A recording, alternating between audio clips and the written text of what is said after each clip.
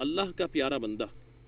حضرت سیدنا ابو ہریرہ رضی اللہ تعالیٰ عنہ سے روایت ہے، نبی مکرم صلی اللہ تعالیٰ علیہ وآلہ وسلم فرماتے ہیں، اللہ عز و جل نے فرمایا، میرے بندوں میں مجھے زیادہ پیارا وہ ہے جو افطار میں جلدی کرتا ہے۔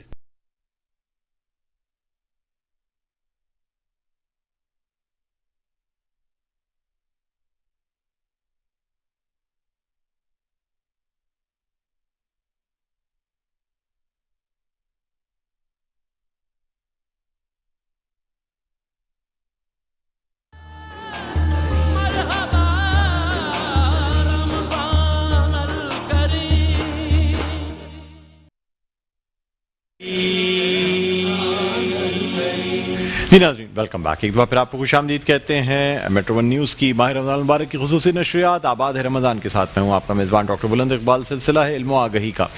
آج اس سیگمنٹ میں ہم بات کریں گے نماز کی اہمیت کے حوالے سے۔ یعنی اللہ تعالیٰ نے جگہ جگہ قرآن مجید فرقان حمید میں ارشاد فرمایا ہے کہ اور نماز قائم کیا کرو۔ یعنی اس سے خاص طور پہ جہاں جہاں نماز کا ذکر ہوا ہے وہیں زکوٰۃ کا بھی ذکر کیا گیا ہے، لیکن کہا یہ جاتا ہے کہ اسلام کی جو سب سے پہلا ستون ہے یا سب سے پہلی شرط ہے وہ نماز ہے۔ یعنی سجدے کی حالت میں جب ایک شخص اللہ تعالیٰ کی بارگاہ میں اپنی پیشانی، جس کو سب سے زیادہ انسان شاید اپنے جسم کا سب سے افضل حصہ سمجھتا ہے، جب اللہ تعالیٰ کی بندگی کا اعتراف کرتے ہوئے اپنا سب سے جو اہم حصہ ہوتا ہے پیشانی وہ زمین پر ٹیک دیتا ہے، تو پھر جو ہے نا وہ ظاہر سی بات اللہ تعالیٰ کی بندگی کا اعتراف ہو جاتا ہے۔ بہرحال آج کے اپنے اس سیگمنٹ پہ ہم نماز کی اہمیت کے حوالے سے گفتگو کریں گے۔ ہمارے ساتھ موجود ہیں حکیم زبیر عباسی صاحب۔ السلام علیکم حکیم صاحب۔ سر آپ کو خوش آمدید کہتے ہیں پروگرام میں۔ سر بڑا اہم موضوع نماز، جو کہ شاید یعنی کوئی بھی شخص جب ایمان لاتا ہے تو پہلی جو ریکوائرمنٹ ہے یا فرائض میں سب سے پہلے جس بات کا پوچھا بھی جائے گا اور جس بات کے لیے حکم دیا گیا ہے وہ ہے نماز۔ بے شک، کیا فرمائیں گے؟ بسم اللہ الرحمن الرحیم۔ ڈاکٹر صاحب بہت ہی اہم ترین موضوع ہے، کیونکہ جیسا کہ آپ نے فرمایا کہ اسلام لانے کے بعد، ایمان لانے کے بعد سب سے پہلی جو چیز انسان کے اوپر فرض ہوتی ہے اور جس کا سب سے پہلے پوچھا جائے گا قبر کے اندر وہ یہ نماز ہے۔ اس نماز کی اہمیت کا اندازہ ڈاکٹر صاحب یوں لگا سکتے ہیں، میرے نبی علیہ الصلوۃ والسلام کی حدیث ہے، اللہ کے نبی علیہ الصلوۃ والسلام نے فرمایا بین العبد والکفر ترک الصلاۃ، بندہ مومن اور کافر کے درمیان جو فرق کرنے والی چیز ہے وہ نماز ہے۔ مثال یہ لے لیجئے کہ یہ بندہ مومن ہے، یہ کافر ہے، ان دونوں کی چیز ایک چیز حائل ہے جو دونوں کو آپس میں ملنے نہیں دیتی، وہ ہے نماز۔ نماز کا اگر فرق نکل گیا تو کیا مسلمان اور کیا کافر۔ تو اللہ کے نبی علیہ الصلوۃ والسلام کی حدیث صحیح بخاری کے اندر بنی الاسلام علی خمس، 5 چیزیں ایسی ہیں جو اسلام کی بنیاد ہے۔ ان میں نمبر 1 چیز جو ہے وہ تو شہادتین کا اقرار ہے، اشہد ان لا الہ الا اللہ وان محمد رسول اللہ، اللہ رب العالمین کی وحدانیت کا اقرار، میرے نبی علیہ الصلوۃ والسلام کی رسالت کا اقرار۔ جب آپ ان 2 چیزوں کا اقرار کر لیتے ہیں تو سب سے پہلی چیز جو آپ کے اوپر فرض ہو جاتی ہے وہ ہے دن رات میں مسلمان عاقل بالغ مرد عورت پر 5 وقت کی نماز۔ اس نماز کے بغیر اسلام مکمل نہیں ہو سکتا، اس نماز کے بغیر دین ہمارا مکمل نہیں ہو سکتا۔ ہم لاکھ اپنا نام عبداللہ رکھ لیں، عبد الرحمن رکھ لیں، لیکن اگر میں 5 وقت کی نماز نہیں پڑھتا تو پھر میرا دین اسلام سے کوئی تعلق نہیں۔ یہ لا تعلقی نبی نے کی ہے، بین العبد والکفر ترک الصلاۃ، بندہ مومن اور کافر کے درمیان فرق نماز کا ہے۔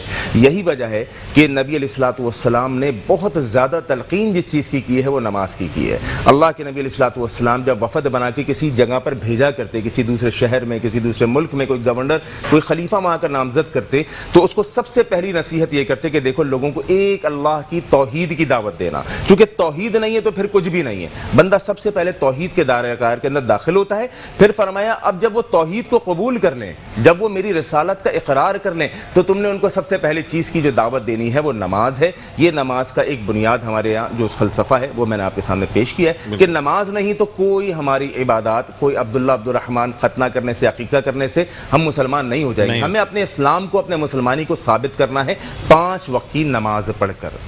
سر کون سی ایسی حالات ہیں جن میں نماز کی معافی ہو جاتی ہے, جس میں اللہ تعالیٰ معاف فرما دیتا ہے کہ چلو ٹھیک ہے, اگر ایک اللہ کا بندہ کسی وجہ سے نماز نہیں پڑھ پا رہا, اس پہ گناہ نہیں ہوگا یا اس کی پوچھ گچھ نہیں ہوگی؟ ڈاکٹر صاحب بڑی کمال بات ہے, بڑی کمال بات ہے. بہت ساری عبادات ہیں جن کی معافی کی کنڈیشن ہے. مثال کے طور پہ ابھی رمضان چل رہا ہے, رمضان کے اندر اگر انسان بیمار ہے, اگر انسان سفر کے اندر ہے, یا کوئی ایسی مجبوری ہے کہ جس کی وجہ سے وہ سمجھتا ہے کہ یار میری طبیعت اس قابل نہیں ہے, میں بیمار آدمی ہوں, تو ایک تو صورت یہ کہ دائمی مریض ہے تو وہ اپنا فدیہ ادا کر دے. دائمی مریض ہے تو وہ فدیہ دے دے, اس کو روزہ نہیں رکھنا, قضا بھی نہیں رکھنا. لیکن ایک شخص ہے جو عارضی بیماری کے اندر ہے, یعنی بخار جیسے کہ مثال کے طور پہ ہو گیا, تو جن 3 ایام 3 دنوں کے اندر اس کو بخار ہے, ان 3 دنوں تو اس کو روزہ چھوڑ سکتا ہے, لیکن اس کی بعد میں قضا کرے گا. لیکن دائمی بیمار ہے, بوڑھا ہے, کوئی 70-80 سال کا, وہ نہیں رکھ سکتا, بعد کی زندگی میں بھی وہ فدیہ دے دے. اسی طرح زکوٰۃ ڈاکٹر صاحب ایسے لوگوں پہ فرض ہے جو صاحب استطاعت لوگ ہوں. اسی طرح روزہ ہماری خواتین ہیں, ان کے جو خاص مخصوص ایام ہے اس کے اندر اللہ رب العالمین نے ان کو رخصت دی, وہ بعد میں ادا کر سکتے ہیں, بعد میں رکھ سکتے ہیں. اسی طرح حج ہے, اگر آپ صاحب استطاعت ہیں, آپ کے پاس مال ہے, آپ حج کر سکتے ہیں. نماز وہ عبادت ہے ڈاکٹر صاحب جو نہ کسی مسافر کو معاف ہے, نہ کسی بیمار کو معاف ہے, بلکہ نماز کے اندر یہ ہے اگر آپ بیمار ہیں, آپ کھڑے ہو کر نہیں پڑھ سکتے, آپ بیٹھ کر پڑھ لیجئے, بیٹھ کر نہیں پڑھ سکتے, لیٹ کر اشاروں سے پڑھ لیجئے, پڑھنی ہے. سفر میں کیوں نہ ہو, کسی حالت, حتیٰ کہ جہاد کی حالت کیا ہوتی ہے کہ دشمن کا خوف ہے, چاروں طرف سے دشمن نے آپ کو گھیرا ہوا ہے, لیکن نماز وہ چیز ہے ڈاکٹر صاحب جو جہاد کی حالت میں بھی معاف نہیں کی. اس کا طریقہ بتا دیا کس طرح پڑھنا ہے, پہلے اگلی صف پڑھ لے, پھر پچھلی صف پڑھ لے, سیکیورٹی ہو, پہرا ہو, لیکن نماز پڑھنی ہے. وہ ایک صحابی کی حدیث میں پڑھ رہا تھا, اللہ کے نبی علیہ السلام کی حفاظت کے لیے نبی علیہ السلام نے اس کو چوکیداری پر, پہرے کے اوپر سیکیورٹی ایز اے گارڈ کھڑا کیا. اس صحابی نے کہا یار میں یہاں پر اپنے پہرے کے فرائض سیکیورٹی کے تو انجام دے رہا ہوں, چلو ساتھ میں نفل کی بھی نیت باندھ لوں. اس صحابی نے اس حالت کے اندر نفل کی نیت باندھ لی. حدیث میں آتا ہے دشمن نے دیکھا کہ وہ جو چوکیداری کے پر صحابی کھڑا ہوا ہے وہ تو نماز کے اندر مشغول ہے, اس دشمن نے ان کو تیر پہ تیر مارنا شروع کیے. وہ صحابی کہتا ہے کہ میرے جسم سے خون بہتا رہا لیکن میں نے اپنی نماز کو نہیں توڑا. یہ ان کی نمازوں کا عالم تھا, ان کی نمازوں کا خشوع و خضوع کا عالم تھا. نماز کسی حالت میں ڈاکٹر صاحب معاف نہیں ہے, وہ واحد عبادت ہے. اچھا حکیم صاحب, کچھ لوگ کہتے ہیں کہ جی نماز میں مختلف خیالات آتے ہیں, یکسوئی سے نہیں ہم پڑھ پاتے, جبکہ صحابہ کرام رضوان اللہ علیہم اجمعین, یا اگر ہم بات کریں یعنی جس وقت تکلیف, تیر بھی نکالنا ہوا کرتا تھا, کہتے تھے نماز کی حالت میں نکالو گے تو تکلیف فیل نہیں ہوگی. اس لیے کیا وجہ ہے کہ کہاں تو تیر کا نکل جانا جسم سے اور نماز کی حالت میں اس کو محسوس ہی نہ کرنا, اور ہم آج کے دور میں جو ہے نا نماز میں یکسوئی حاصل نہیں کر پاتے. صحیح ڈاکٹر صاحب, یہ بہت اہم سوال ہے ان نمازیوں کے لیے جو اپنی نماز کو خوبصورت بنانا چاہتے ہیں. اگر میں چاہتا ہوں کہ میری نماز خوبصورت ہو تو ڈاکٹر صاحب اس کے لیے کچھ عوامل ہیں جو مجھ کو کرنے پڑیں گے, کچھ معاملات ہیں وہ مجھے کرنے پڑیں گے. سب سے پہلی چیز قرآن سے دیکھیں, قرآن کہتا ہے ان الصلاۃ تنہی عن الفحشاء والمنکر, بے شک یہ نماز منکرات سے, برائیوں سے, فحاشی سے نماز بچاتی ہے. اب اگر آپ چاہتے ہیں کہ آپ کی نماز میں خشوع اور خضوع پیدا ہو, سب سے پہلے آپ نے اپنی نگاہوں کی حفاظت کرنی ہے کہ اس نگاہ سے آپ کسی غیر محرم کو نہ دیکھیں, اس نگاہ سے آپ کسی غلط چیز کو نہ دیکھیں. اسی طرح اپنے کانوں کی حفاظت کرنی ہے, اپنی زبان کی حفاظت کرنی ہے, اپنے دل کی حفاظت کرنی ہے. یہ ایک سارے کام ہو گئے. اس کے بعد جب آپ نماز کے اندر کھڑے ہوتے ہیں, نماز کی کیفیت میں کھڑے ہوتے ہیں, آپ یہ سوچیں کہ میں اللہ کو دیکھ رہا ہوں. آپ یہ نہیں سوچ سکتے, یہ دیکھیں کہ اللہ مجھ کو دیکھ رہا ہے.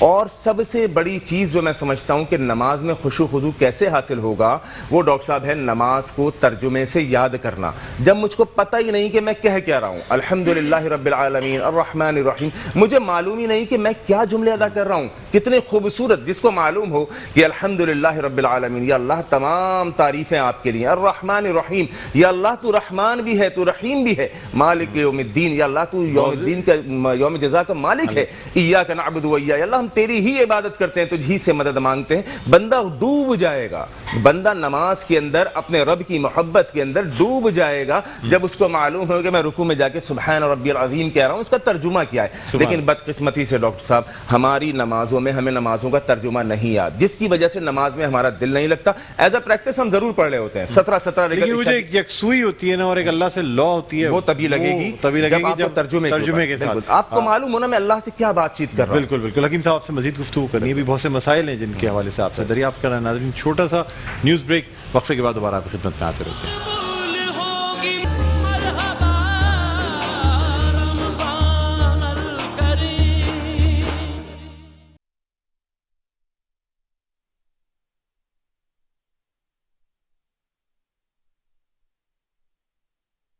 خصوصی نشریات آباد ہے رمضان، میں ہوں آپ کا میزبان ڈاکٹر بلند اقبال. سلسلہ علم و آگہی کا اور موضوع ہے نماز کی اہمیت. ہمارے ساتھ موجود ہیں حکیم زبیر عباسی صاحب جن سے ہم بات کر رہے ہیں نماز کی اہمیت کے حوالے سے. اب ہم کچھ بات کرنا ہے. حکیم صاحب یہ بتائیے گا کہ ایک شخص سفر پہ جاتا ہے اور ظاہر سی بات ہے سفر میں اس کو نماز قصر کرنے کی اجازت ہے. اب سر یہاں یہ آپ سے پہلے تو جاننا چاہوں گا کہ بنیادی کتنے کوس کتنے میل کا سفر ہے جس کے بعد اس کو قصر کی اجازت مل جائے گی؟ ڈاکٹر صاحب جب انسان سفر پہ نکلتا ہے تو سفر کے اوپر دو چیزیں ہیں. ایک اللہ رب العالمین نے اس کو سہولت دی ہے قصر کی نماز، یعنی آپ کی نماز آدھی ہو جائے گی. جیسے عشاء کی نماز ہے 4 فرض تو وہ 2 میں تبدیل ہو جائے گی، لیکن مغرب 3 ہی میں رہے گی، فجر کی 2 میں ہی رہے گی. لیکن ظہر ہو گئی، عصر ہو گئی اور اسی طرح عشاء ہو گئی، وہ شارٹ ہو جائے گی، یعنی ہاف نماز ہو جائے گی. دوسرا اللہ رب العالمین نے سفر کے اندر سہولت دی ہے 2 نمازوں کو آپس میں ملا لینے کی، یعنی جیسے ظہر اور عصر، اس کو جمع بین الصلاتین بھی کہتے ہیں کہ 2 نمازوں کو آپس میں ملا لینا. بخاری کے اندر آتا ہے کہ اللہ کے نبی علیہ الصلوۃ والسلام نے ایک دفعہ بغیر کسی وجہ کے بھی 2 نمازوں کو آپس میں جمع کیا ہے. لیکن علماء اکرام فرماتے ہیں یہ سہولت اللہ رب العالمین نے جو دی ہے وہ سفر کے لیے دی ہے، یا بارش کے دنوں میں دی ہے کہ 2 نمازوں کو آپس میں جمع کر لیا جائے. لیکن چونکہ ہماری بات ہو رہی ہے سفر کے متعلق، تو سفر میں اللہ رب العالمین نے ہمیں 2 سہولتوں سے نوازا ہے. ایک سہولت تو نماز قصر ہے، یعنی آپ کی نماز آدھی مختصر ہو جائے گی. دوسری سہولت اللہ رب العالمین نے دی ہے کہ ہم 2 نمازوں کو جمع کر لیں، جمع بین الصلاتین، فجر کو ظہر کے ساتھ اور ظہر کو عصر کے ساتھ اور مغرب کو عشاء کے ساتھ. اسی طرح سے سفر کے لیے اللہ رب العالمین کے دین کے اندر، دین محمدی صلی اللہ علیہ وسلم کے اندر جو تعین کیا گیا ہے کہ کتنا ڈسٹینس ہونا چاہیے کہ آپ کی سفر کی نماز ہو سکتی ہے، قصر کی نماز ہو سکتی ہے، تو اس کے اندر مختلف علماء کے مختلف اقوال ہیں. میں جسے بہتر سمجھتا ہوں جب آپ شہری آبادی سے نکل جائیں، کیونکہ اگر اس سلسلے کو ہم دیکھتے ہیں کہ جیسے کسی نے 9 میل کہا، کسی نے 10 میل کہا، کراچی میں تو یہاں سے اگر آپ معمار جاتے ہیں، یہاں سے گلشن معمار جاتے ہیں تو پھر آپ قصر کریں گے. نہیں، ایسا نہیں ہے. علماء اکرام کی جو صحیح رائے ہے وہ اس بارے میں یہ ہے جب آپ ایک شہر سے دوسرے شہر میں داخل ہو جائیں، جیسے بحریہ کے بعد آپ کا دوسرا شہر لگ جاتا ہے، بحریہ تک، یہ کراچی کے اندر لوگوں نے کاؤنٹ کر دیا ہے اس کو کہ بحریہ تک کراچی میں، جب آپ ایک شہر سے دوسرے شہر چلے جائیں، اب پنجاب کے مختلف چھوٹے چھوٹے علاقے ہیں تو وہاں پر تو یہ میل کا جو حساب ہے وہ چل جائے گا. لیکن کراچی چونکہ ایک بہت بڑا ہے تو اگر یہاں وہ 8-9 میل کا سفر ڈسٹینس کی بات کرتے ہیں تو جو سفر کی قصر کی نماز کے لیے حاصل ہے تو وہ پھر ہم شہر کے اندر بھی اس کا مقصد قصر کریں گے. تو اس لیے بہتر رائے یہ محسوس ہوتی ہے کہ جب آپ شہر سے نکل جائیں تو آپ کی قصر شروع ہو جائے گی. قصر شروع ہو جائے گی. کتنے عرصے تک کا اسٹے ہو تو قصر رہے گا؟ 3 دن کا. اس کے بعد یہ بڑا امپورٹنٹ ہے نا، یہ امپورٹنٹ ہے کیونکہ بعض دفعہ انسان جو ہے وہ ایک مہینہ بھی ایک جگہ پر پڑاؤ ڈالتا ہے اور وہ پھر قصر ہی کرتا جاتا ہے. اس لیے اس میں علماء کی جو بہتر رائے محسوس ہوتی ہے وہ 3 دن، انسان مہمان بھی 3 دن کے لیے ہوتا ہے. نبی علیہ الصلوۃ والسلام کے بعد صحابہ کے بارے میں آتا ہے کہ وہ دوسرے کے پاس پہنچے تو انہوں نے 3 دن کے بعد پوچھ لیا حضرت خیریت تو ہے، آپ میرے یہاں تشریف. 3 دن تک نہیں پوچھا کیونکہ 3 دن تو مہمان تھا. تو قصر کی جو نماز ہے وہ 3 دن تک وہ ایز اے مسافر کی حیثیت رکھے گا، اور اگر 3 دن سے زیادہ کی اس کی نیت ہے تو مکمل نماز ادا کرے گا. اچھا سر، ایک شخص عمرہ کرنے جا رہا ہے اور سفر میں ہے، اب ظاہر سی بات ہے عمرہ کرنے جاتے ہیں تو بیچ میں نمازیں فلائٹ سے ہی شروع ہو جاتی ہیں، تو اس صورت میں کیا کیا جائے؟ جبکہ رسول اللہ صلی اللہ علیہ وسلم نے بھی اکثر قصر کیا عمرے کے دوران. بالکل کریں گے، قصر کریں گے. بالکل کریں گے. اور کب تک قصر کریں گے؟ اب 10 دن کا عمرہ ہے. ہاں، اس میں علماء کی 2 آراء ہیں، ان دونوں کو میں آپ کے سامنے رکھ دیتا ہوں. ایک تو یہ فرماتے ہیں کہ 3 دن تک بندہ مسافر ہے، 3 دن کے بعد جو میں نے اپنا نقطہ آپ کے بیان کیا. لیکن سر اس میں نیت کا بھی دار و مدار ہے نا کہ اگر آپ کسی جگہ شفٹ ہو رہے ہیں، دیکھیں جیسے آپ فرض کریں میں مطلب 6 مہینے کے لیے کراچی سے اسلام آباد شفٹ ہو رہا ہوں وہ مقیم کہلائے گا. تو سر اب جب میں وہاں شفٹ ہونے کے لیے جا رہا ہوں یا میں فرض کریں کسی جگہ 15 دن کے لیے جا رہا ہوں تو کیا ان 15 دن میں سے 3 دن قصر کرتا رہوں گا اور 12 دن نارمل نماز پڑھوں گا, یا جب 15 دن کی ہی نیت سے جا رہا ہوں تو پھر تو وہاں دونوں آرا اس کے اندر لازم ہے. میں نے اپنے لیے جو سمجھا نا وہ 3 دن سمجھا ہے. میں پنجاب جاتا ہوں لیکن میں 3 دن کے بعد اپنے آپ کو مسافر کی جگہ مقیم میں شامل کرتا ہوں. لیکن سر اگر اسی نیت سے جا رہے ہو کہ 10 دن رکیں گے تو پھر 10 دن انسان قصر کر لے تو کوئی حرج نہیں ہے, کیونکہ مسافر کی نیت ہی اس کی ہوگی. لیکن اگر 10 دن کی جیسے آپ نے 6 ماہ کی مثال دی, پھر وہ مسافر نہیں کہلائے گا, پھر وہ مقیم کہلائے گا. لیکن اگر کوئی شارٹ ڈیز کے لیے جا رہا ہے, مختصر دنوں کے لیے جا رہا ہے, تو وہ 3 دن یا 10 دن 15 دن بھی 15 دن کا جو عمرہ ہوتا ہے اس میں ٹوٹل کر سکتے ہیں قصر, بالکل قصر کر سکتے ہیں. اچھا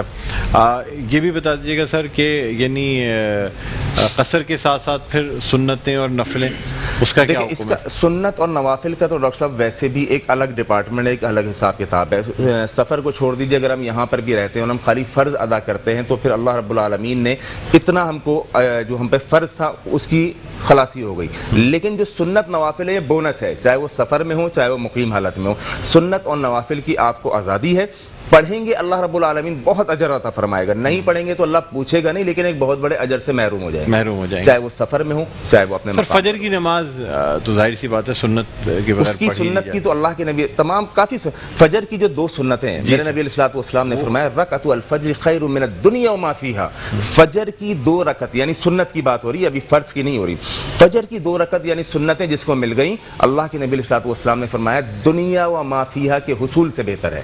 اسی طرح سے اور بھی بہت ساری سنتیں ہیں. عصر سے پہلے کی 4 سنت جس کی اہمیت نہیں سمجھتے سر, لیکن بہت بڑی اہمیت ہے سر اس کی. اس کے علاوہ اللہ رب العالمین عشاء کی نماز میں وتر سے پہلے کی جو 2 سنت, تمام سنت و نوافل کی اہمیت بہت ہے, لیکن پوچھا نہیں جائے گا. وہ 4 رکعت عشاء میں فرض پڑھ لیتے ہیں اور 3 رکعت وتر پڑھ کے کہتے ہیں کہ بس یہ ہو گئی نماز. دیکھیں جتنا محنت کریں گے, جتنی مشقت کریں گے, میں نے کہا کہ اللہ نے کیا ہے کیا 2 رکعت سنت بھی پڑھ لینی چاہیے, پڑھنا چاہیے. نوافل اور سنتوں کا اہتمام کرنا چاہیے. جو کرے گا اسے بہت بڑا اجر ملے گا, نہیں کرے گا تو اس کو اجر نہیں ملے گا, اللہ پوچھے گا بھی نہیں, لیکن بہت بڑے اجر سے محروم ہو جائے گا. اللہ نے جو پوچھنا ہے وہ آپ کے فرائض کے بارے میں اللہ رب العالمین نے جس کا پوچھنا ہے. لیکن اگر فرائض, چونکہ ہمارے تو ڈاکٹر صاحب فرائض بھی اچھے نہیں ہیں. ہمارے فرائض کا عالم کیا ہے کہ ہم نماز میں ہوتے ہیں, دماغ ہمارا کہیں اور ہوتا ہے, دماغ کاروبار. تو جو فرائض میں کمی ہوگی وہ انہی سنت و نوافل سے تو اللہ رب العالمین نے پوری کرنی ہے.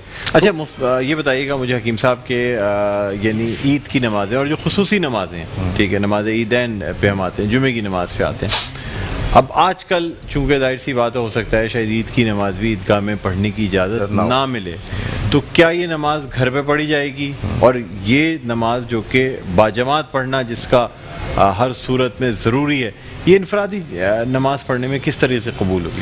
ڈاکٹر صاحب اللہ رب العالمین کا فرمان ہے وَرْكَعُوا مَعَ الرَّاكِعِينَ, جھکو جھکنے والوں کے ساتھ. اسی طرح سے اللہ کے نبی علیہ الصلوۃ والسلام کے پاس ایک صحابی آئے, عبداللہ بن ام مکتوم, آنکھوں سے نابینا تھے. میرے نبی علیہ الصلوۃ والسلام سے اجازت اور مسئلہ پوچھنے آئے, رخصت لینے آئے کہ اللہ کے نبی میں آنکھوں سے نابینا ہوں, کیا گھر پہ نماز پڑھ سکتا ہوں؟ اللہ کے نبی علیہ الصلوۃ والسلام نے فرمایا اتسمع النداء, کیا تو اذان کی آواز سنتا ہے؟ قال نعم, کہنے لگا اللہ کے نبی اذان کی آواز تو سنتا ہوں. کہا پھر قبول کر اور مسجد میں آ کے باجماعت نماز ادا کر. اس اندھے آدمی کو اللہ کے نبی نے جماعت سے رخصت نہیں دی, لیکن اس سے پتہ چلا کہ جماعت کے ساتھ نماز ورکعوا مع الراکعین, جھکو جھکنے والوں کے ساتھ نماز کے جماعت کے ساتھ فرض ہے. جو کنڈیشن اس وقت چل رہی ہے ملک پاکستان کے اندر یا دنیا کے اندر, بالخصوص ہم پاکستان کی بات کریں گے, کہ جس میں ابھی حکومت نے اور علماء کرام نے پلان کیا ہے مساجد میں نہ آنے کا, کہ لوگ اپنے گھروں میں نماز پڑھیں. تو اگر علماء کے اس فتوے کے بعد لوگ گھر میں اپنے نماز پڑھ لیتے ہیں تو کوئی حرج نہیں ہے. لیکن میں یہ سمجھتا ہوں کہ جو کرونا وائرس اس وقت چل رہا ہے, اس سے زیادہ خطرناک وبا تھی عمر فاروق رضی اللہ تعالیٰ عنہ کے دور میں, جسے ہم تعاون کہتے تھے. تعاون اس سے زیادہ تھی. کرونا کے اندر شرح اموات 2 سے 3% بہت زیادہ اگر ہے, لیکن تعاون کے اندر ڈاکٹر صاحب شرح اموات تھی 30 to 40%.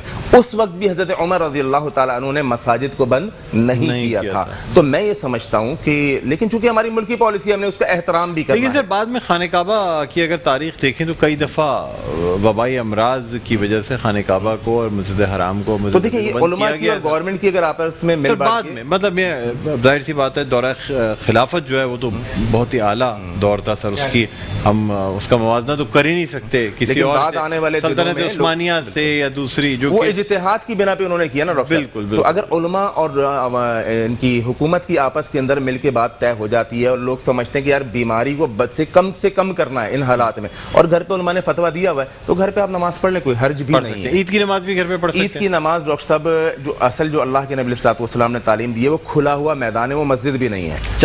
اگر انسان اپنے گھر کی چھت پہ عید کی نماز پڑھے تو ڈاکٹر صاحب میں تو اول و آخر اس میں یہی سمجھتا ہوں، میں نے سارے دن ان کرونا کے اندر بھی مسجد ہی جانے کی کوشش کی ہے، بھلے 2-4 افراد ڈسٹینس سے کھڑے ہو جائیں۔ کچھ لوگ جمعے کی نماز جو ہے نا، جمعے کا خطبہ جو ہے وہ کتاب سے دیکھ کے پڑھ لیتے ہیں اپنی گھر کی چھت پہ، جمعے کی اجازت ہے، دیکھیں اجازت ہے اس وقت۔ سر جمعے کی نماز کے لیے ضروری نہیں ہے کہ جو جامع مسجد ہو جہاں 5 وقت کی نماز ضرورت تو بالکل اور اذان دی جا رہی ہو وہیں پہ جمعے کی نماز ہو سکتی ہے؟ بالکل ہے، بالکل، لیکن اس وقت علماء، بہت بڑے علماء، ان کے اندر ایک عبداللہ ناصر رحمانی حفظ اللہ ہیں، ان کا بھی یہی فتویٰ ہے کہ اس وقت اگر آپ جمعے کی نماز گھر کے 3-4 افراد کو سامنے بٹھا کے آپ گھر کے سربراہ اگر خطبہ دے لیں تو ان حالات کے پیش نظر جو اس وقت کرونا میں چل رہے ہیں جائز ہے۔ لیکن پرسنلی مجھ سے اگر پوچھیں گے ڈاکٹر صاحب، میری تو اول آخر یہی خواہش ہے کہ میں مسجد میں ہی نماز جا کے نماز پڑھیں۔ ٹھیک ہے، اچھا عید کی نماز گھر کی خواتین بھی شریک ہو سکتی ہیں اگر گھر پہ پڑھی جا رہی ہے؟ عید کی نماز وہ نماز ہے جس کے لیے اللہ کے نبی صلی اللہ علیہ وسلم نے عورتوں کو، صحیح بخاری کے اندر حدیث ہے، خاص طور پہ حکم دیا کہ اگر ایک عورت کے پاس ایک دوپٹہ ہے، اس نے کہا اللہ کے نبی ہمارے پاس ایک دوپٹہ ہے اور 2 عورتیں، کہا ایک اوڑھنی کو دونوں اوڑھ لو، ایک دوپٹے کو دونوں اوڑھ لو لیکن عیدگاہ پہنچو۔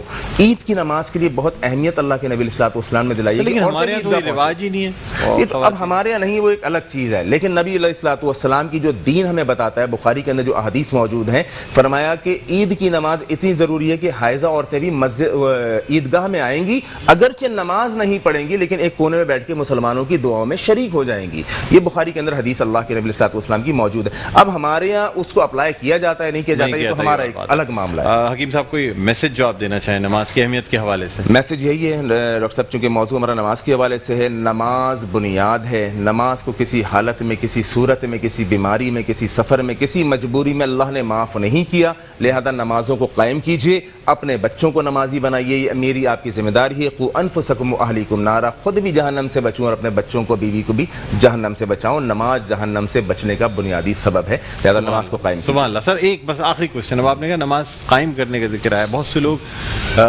اس کا انڈیو ایڈوانٹیج لیتے ہیں، وہ کہتے ہیں اللہ تعالیٰ نے نماز قائم کرنے کے لیے کہا ہے، پڑھنے کے لیے نہیں کہا۔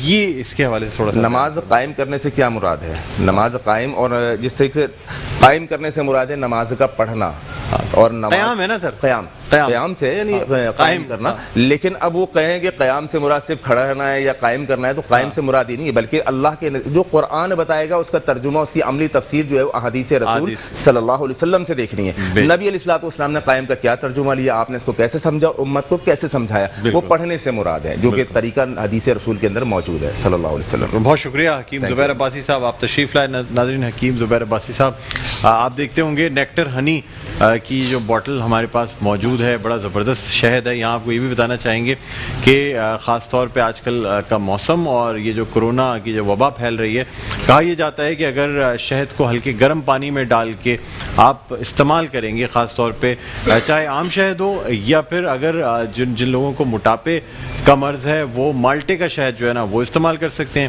جن لوگوں کو شوگر کا مرض ہے وہ بیری کا شہد استعمال کر سکتے ہیں۔ لیکن اس شہد کو اگر آپ پانی میں ڈال کے یا ویسے استعمال کریں گے تو آپ یقین کریں آپ کا گلا جو ہے نا بڑا صاف رہے گا۔ میرے اپنے ساتھ 2-3 دفعہ ایسا ہوا ہے حکیم صاحب کہ افطار کے وقت تک مجھے ایسا لگ رہا ہوتا ہے کہ شاید اب گلا خراب ہو جائے اور سحری تک مشکل ہو جائے مجھے مطلب اس گلے کو صحیح رکھنا، تو میں نے خود استعمال کیا۔ آپ کے لیے ڈاکٹر صاحب بہت ضروری ہے جتنا آپ کا بولنے کا کام ہے اور روزے کی حالت میں، اور الحمدللہ افطار کے وقت ناظرین یہ شہد استعمال کرنے کے بعد عشاء یا عشاء کے بعد تک مجھے پتہ ہی نہیں ہوتا، میں بھول ہی جاتا ہوں کہ گلا کھچ کھچ ہو رہی تھی گلے میں یا کوئی خرابی تھی۔ سر بہت شکریہ حکیم صاحب، ماشاءاللہ ہم سب کے لیے اکثر جو ہے یہ شہد کی بوتلیں جو ہے نا یہ ہمیں تحائف لے کے آتے ہیں، ہمیں بڑا اچھا لگتا ہے، تھینک یو، اور ان کی بڑی نوازش، تو میں نے سوچا کہ ہمیں اس سے آن اسکرین بھی سر آپ کا شکریہ ادا کرنا۔ بہت شکریہ، تھینک یو ویری مچ، بہت شکریہ۔ آپ تشریف لائے قاری فیصل چشتی صاحب، اب جی بالکل، وہ کافی دنوں سے فرمائش آ رہی ہے ہمارے ساؤنڈ انجینئر احمد بھائی کی، تاجدار حرم، تو میں وہ پیش کر رہا ہوں۔ قسمت میں میری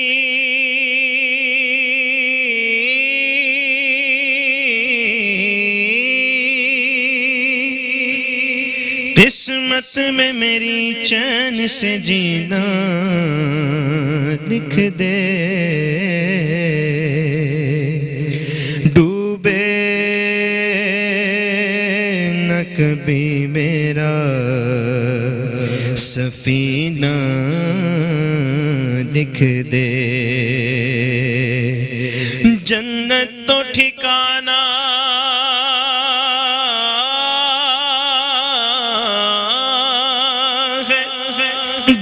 جنت تو ٹھکانہ ہے مگر میرے لیے اے کاتب تقدیر مدینہ لکھ دے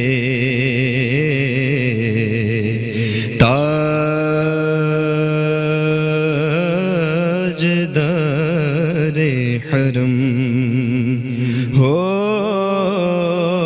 نگاہ کرم ہو کرم تاجدار حرم ہو نگاہ کرم ہم غریبوں کے دل بھی سنور جائیں گے حامی یہ بے کسا کیا کہے گا جہاں آپ کے در سے خالی اگر جائیں گے تاجدار حرم کوئی اپنا نہیں غم کے مارے ہیں ہم کوئی اپنا نہیں کوئی اپنا نہیں غم کے مارے ہیں ہم آپ کے در پہ فریاد لائے ہیں ہم کوئی اپنا نہیں کوئی اپنا نہیں غم کے مارے ہیں ہم آپ کے در پہ فریاد لائے ہیں ہم ہو نگاہ کرم ورنہ چوکھٹ پہ ہم آپ کا نام لے لے کے مر جائیں گے